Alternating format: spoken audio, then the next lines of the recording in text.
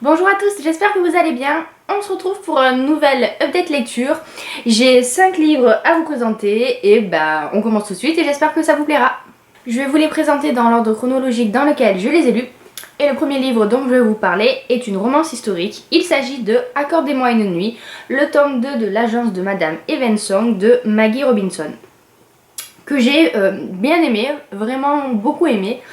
Peut-être pas autant que le premier tome. Alors ce sont des tomes compagnons puisque c'est de la romance historique. Ce qui veut dire que ce n'est pas les mêmes personnages que dans le premier tome. Mais voilà, c'est peut-être sans doute ça qui m'a moins plu que dans le premier.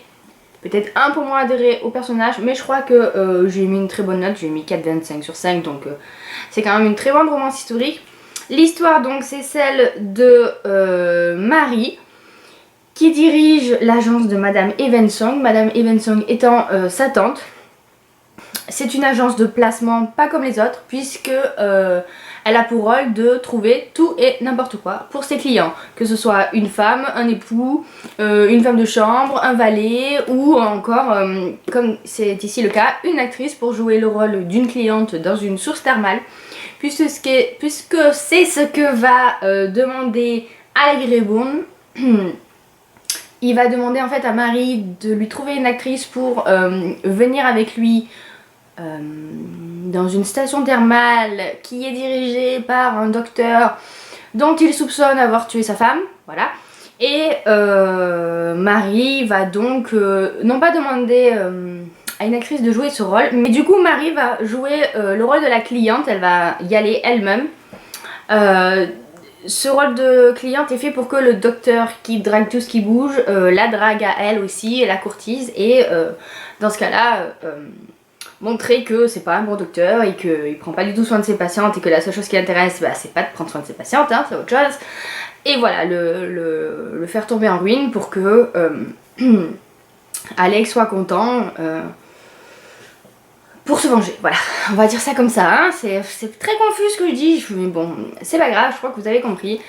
Donc voilà, une romance historique très sympathique, j'avais envie d'un truc mignon, comment dire, avec plein de bons sentiments, une jolie romance, et ça a été le cas, donc j'ai été plutôt satisfaite, d'où le fait que j'ai mis une bonne note.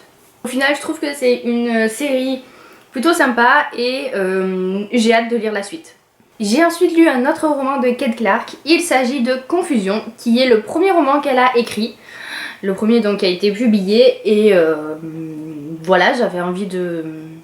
en fait c'était l'histoire qui me tentait le plus parce que c'était la plus incroyable, je trouve, des 4 livres qui sont sortis en France. Ici on va retrouver Grace, qui a 17 ans et qui en fait a été kidnappée par Ethan, dont elle connaît juste le prénom. Et Ethan veut qu'elle écrive sur sa vie.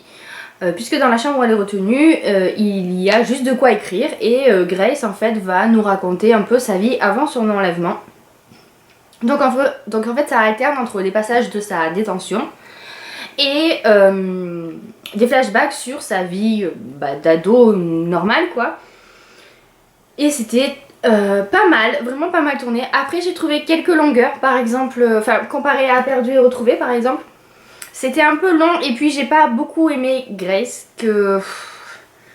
comment dire, c'est une... c'est pas quelqu'un de recommandable, voilà. C'est pas une adolescente très sympathique. Elle est ivre la plupart du temps, presque dans le roman, la moitié du temps je crois qu'elle est bourrée. Voilà, c'est un peu la déchéance d'une adolescente anglaise. Alors j'espère que c'est vraiment pas le cas parce que j'ai l'impression que toutes les adolescentes anglaises... Enfin, ce qu'on dit sur les anglais c'est vrai quoi, parce qu'elle se met la mine tout le temps cette fille dans le roman, enfin bref. Elle fait des choses pas très nettes par rapport à sa meilleure amie, par rapport à son petit ami, on voit qu'il lui cache des choses, etc. Et en fait on se demande pourquoi l'auteur nous raconte tout ça, parce que c'est le quotidien d'une adolescente, d'une jeune adulte normale quoi. Donc on voit pas trop où elle va en venir et on a toujours ce petit passage avec les moments où elle est dans le présent en fait, où elle est coincée dans cette sorte de chambre un peu bizarre, qui sont très étranges et qui deviennent de plus en plus étranges. Alors moi, je me suis quand même... J'aime bien en fait anticiper sur l'histoire quand je lis des histoires ou quand je suis au cinéma. D'ailleurs mon chéri me le reproche souvent, que j'essaye de trop vouloir imaginer ce qui va se passer. J'avais une théorie, enfin comment dire, au début je pensais à rien, je lisais le bouquin. Après j'ai eu une théorie sur la réalité de la situation. Et après j'ai encore changé d'avis, parce que j'étais plus sûre de moi et que je pensais à autre chose. Et au final, la fin, comme d'habitude avec Ed Clark, c'est pas du tout ce qu'on avait prévu. Et du coup, rien que pour ça, c'est vrai que je trouve que c'est un très bon roman et je trouve que Ed Clark est une auteure à découvrir. Ce qui fait que, voilà, pour résumer, j'ai pas tout aimé dans ce roman, mais c'est quand même, il est super prenant. On a vraiment envie de savoir où est-ce que l'auteur va nous mener. Elle adore encore une fois jouer avec nos expectatives et comme ça nous remonter le cerveau, nous le démonter et nous dire vous croyez que c'était ça? Eh ben non, en fait c'est ça. Ça, il y arrive vraiment très très bien. Donc voilà, une première lecture de l'année puisque je l'ai commencé en 2015 et je l'avais fini en 2016. Plutôt éprouvante, il faut le dire, hein. Mais vraiment très intéressante. Et encore une fois, même si j'ai moins aimé que Perdu et Retrouvé, c'est un roman que je conseille. J'ai ensuite lu un livre dont j'attendais vraiment beaucoup et qui au final m'a quand même pas mal déçue. Je pense que tout simplement il n'était pas fait pour moi, ce qui est dommage parce que les avis sur ce roman sont très positifs. Je l'avais eu en fait dans un swap que j'avais fait avec une membre du forum, donc Book & See. Et je l'attendais vraiment avec impatience quoi, j'avais très hâte de le lire. Elle, ça avait été un... Non, c'était pas lui le coup de cœur, mais elle avait vraiment beaucoup aimé aussi. Et au final, j'étais un peu déçue, voilà. J'avoue, ça n'a pas collé avec moi. Il s'agit de Les Bottes Rouges de Fleur Anna, que j'imaginais pas du tout comme ça, voilà. Donc c'est l'histoire d'une jeune femme, Angie, qui a 22 ou 24 ans, je sais plus, et qui vient de perdre son frère, Damien, dans un accident de moto dans lequel elle était en train de conduire la moto, voilà, donc elle se sent quand même assez coupable. Et le roman commence à l'enterrement du frère, donc bon voilà, on est tout de suite dans le vif du sujet. Ce que je reproche en fait à ce roman, c'est que l'aspect deuil n'est pas hyper bien développé, je trouve. Parce qu'il y a ensuite une histoire d'amour qui vient se mêler. Et l'histoire d'amour ne m'a pas du tout fait rêver.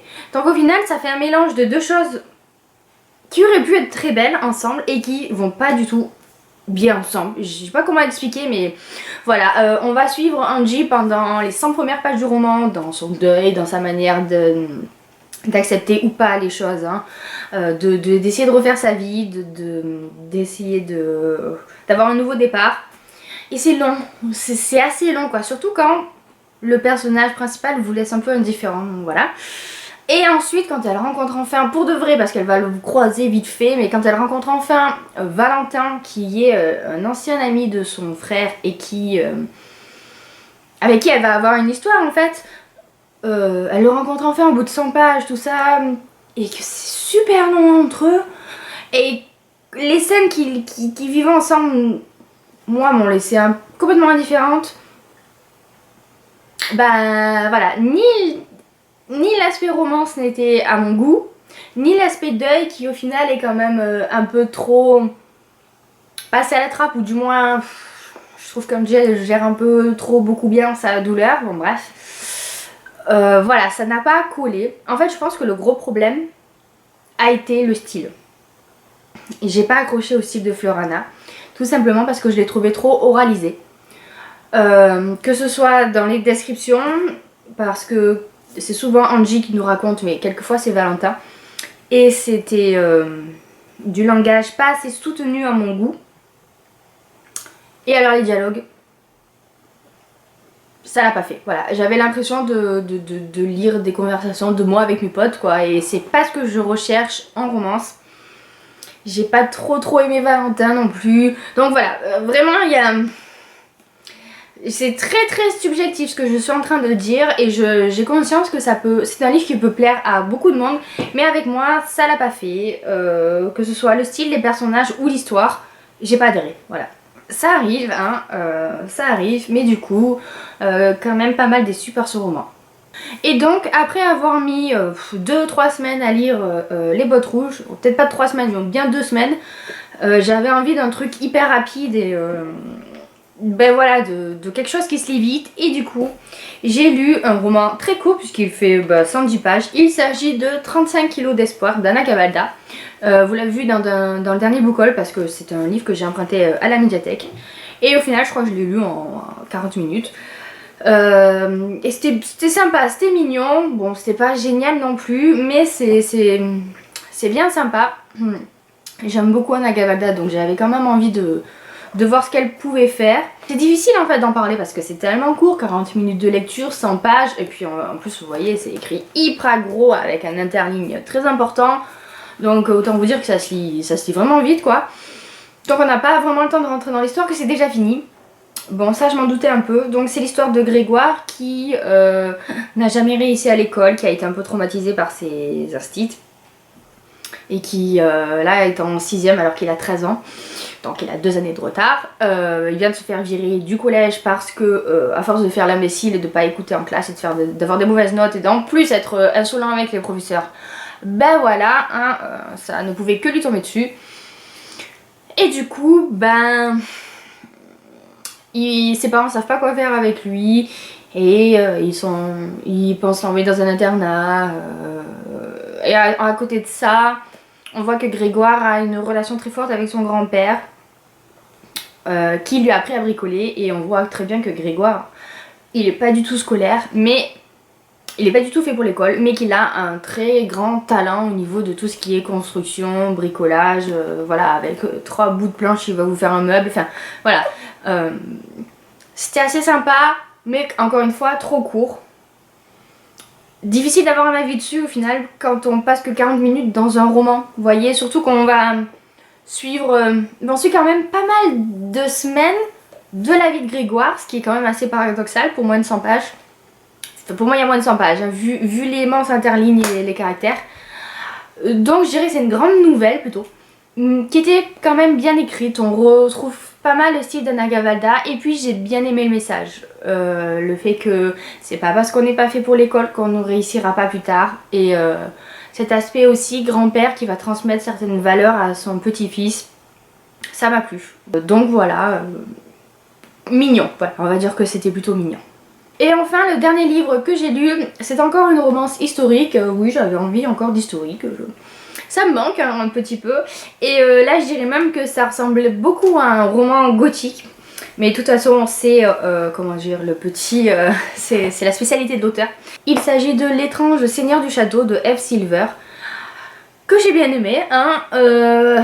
C'est une bonne romance historique. Après j'ai un gros bémol, parce que j'avais lu le premier roman qu'elle avait sorti qui était L'étrange Docteur Cole. Et je trouve que celui-là ressemble vraiment beaucoup à L'étrange Docteur Cole. Donc un peu déçue quoi, c'est toujours pareil. J'ai pas compris. Je me suis dit ah chouette. Donc l'histoire c'est celle d'une préceptrice, Emma, qui arrive dans un nouvel environnement pour être donc la préceptrice d'un enfant, de l'enfant du maître du château, hein, on va dire ça comme ça. Et elle a entendu des rumeurs pas très encourageantes sur ce château et surtout sur son propriétaire, puisqu'il aurait tué sa femme. Voilà, sa femme serait morte dans des conditions pas très nettes et tout le monde l'accuse. D'autant plus que les préceptrices qui l'ont précédée sont décédées elles aussi. Voilà, donc tout ça, ça vous met bien dans l'ambiance. Hein. Roman gothique, je vous le disais, roman gothique. Et donc Emma, il va lui arriver des choses un peu bizarres dans cet endroit. Elle va sentir qu'il y a des gens qui ne veulent pas d'elle, mais c'est difficile, comme toujours dans les romans gothiques, de savoir ce qui est réel de ce qui est fantasmagorique, quoi. Et ça, c'était vraiment cool. Mais arrivé un moment où je me suis dit, non mais attends, mais qu'est-ce qu'elle nous fait là, Silver? C'est exactement pareil que dans le premier tome là. Pourquoi elle nous fait ça? J'espère que c'est pas la même chose. Et au final, oui, c'était la même chose. Donc, c'est dommage. Voilà, ça m'a un peu gâché ma lecture dans le sens où, d'un, c'était prévisible, et de deux,